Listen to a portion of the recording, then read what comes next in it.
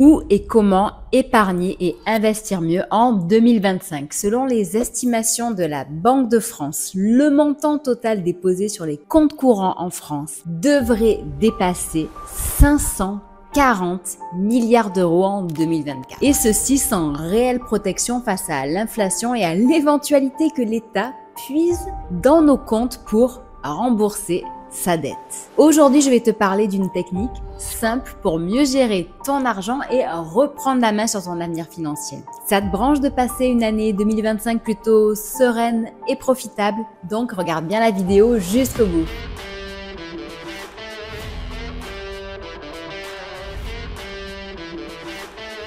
Bonjour, je suis Steph, créatrice du site comparatorbank.com, site 100% indépendant. Avec mon équipe, on t'aide à améliorer ton pouvoir d'achat et donc à avoir une vie un petit peu plus sympa. Si tu aimes ce type de sujet, abonne-toi vite et active la cloche pour ne rien rater. Un petit rappel, je ne suis pas conseillère en investissement et t'invite toujours à faire tes propres recherches avant d'agir. Il n'y a pas longtemps, j'ai fait une vidéo sur le budget sorti des Français et j'ai présenté la technique du 50, 30, 20 revisité à ma sauce. Voici ce que cela a donné. Je vais maintenant t'expliquer comment organiser ton budget avec la technique du 50, 30, 20 mais à ma façon. Ok. En effet, j'ai renommé cette stratégie en la stratégie du 20, 50, 30 car la priorité pour moi, c'est les 20%. Et je vais t'expliquer pourquoi. Donc, voici comment fonctionne la méthode Steph. C'est 20% de ton salaire qui sont consacrés à l'épargne ou à l'investissement. L'idée, c'est de te payer en premier. C'est cette part qui t'aidera à construire un avenir financier solide et donc un petit peu à assurer tes arrières, quoi. Bref. Ensuite, tu as les fameux 50% qui sont les frais fixes et obligatoires comme le loyer, les factures, l'assurance et les courses parce qu'il faut bien manger quand même. Et enfin, tu as les 30% pour te faire plaisir dans des endroits comme ici par exemple. Bref, dans ces 30% liés au plaisir, on y inclut les sorties, les loisirs, les voyages et les abonnements divers. Prenons maintenant un exemple concret sur un salaire net mensuel de 2300 €. Je prends cet exemple car c'est le salaire médian en France en 2024. Avec ce salaire, voici la répartition que je te recommande de faire. D'ailleurs, tu me diras en commentaire ce que tu en penses et ce que tu fais de ton côté. Allez, donc on a, comme je disais, 20% pour l'épargne, ce qui fait 460 € que tu as intérêt à sur ton livret A ou alors encore les investir en bourse. Bref, je suppose que toi aussi tu as tes propres idées et tu peux les partager avec nous en descriptif si tu le souhaites. En effet, il y a énormément de choix possibles pour ton épargne. Te donner une liste exhaustive et franchement c'est impossible.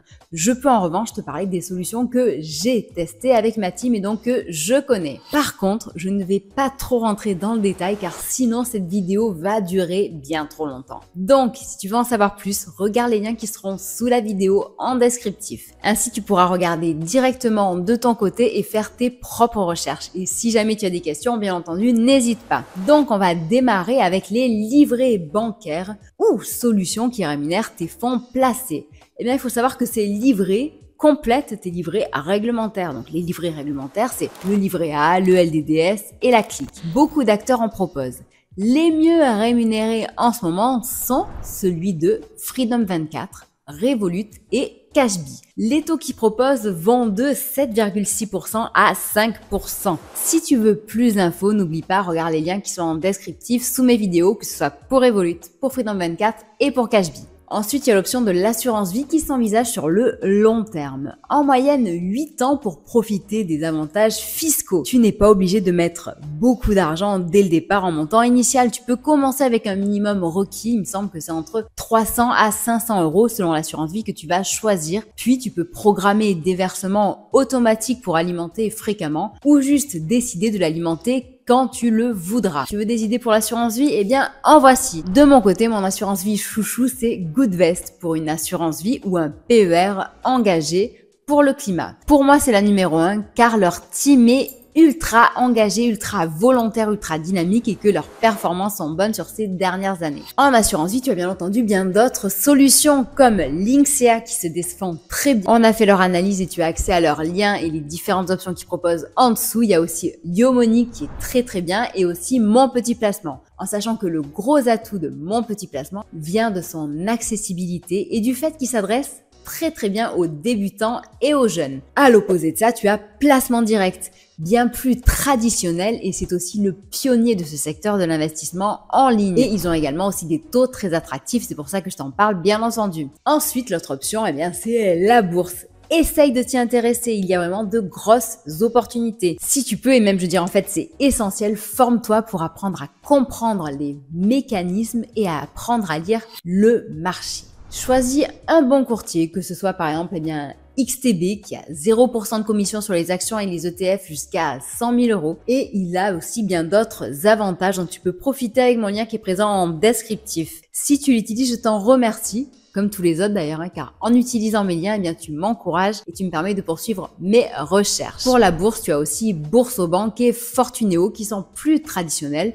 mais très bons et réputés pour ça. Et d'ailleurs, en ce moment, eh bien, sache que chez Fortuneo, il y a une méga prime si tu ouvres un compte chez eux. Cette prime va jusqu'à 240 €. Il me semble qu'elle se termine le 13 janvier. Donc, pour en profiter, c'est très simple. On a fait un article qui a été publié récemment. Donc, n'hésite pas à le lire. Et si tu as du mal à le trouver, sache que dans tous les cas, il sera en descriptif de cette vidéo, comme toutes les choses dont je vais te parler. Donc, n'hésite pas à ouvrir le descriptif. Tu verras, il y a beaucoup d'infos. Après la bourse, eh ben, il y a encore plein d'options, comme par exemple l'achat d'or qui est une valeur refuge, mais j'avoue c'est pas toujours évident. Cependant, j'ai trouvé justement un acteur qui s'appelle Or.fr et avec eux, ça devient hyper simple et accessible à tous. Tu as le lien en descriptif également. Il y a aussi les cryptos avec Bitcoin, la crypto reine et les altcoins.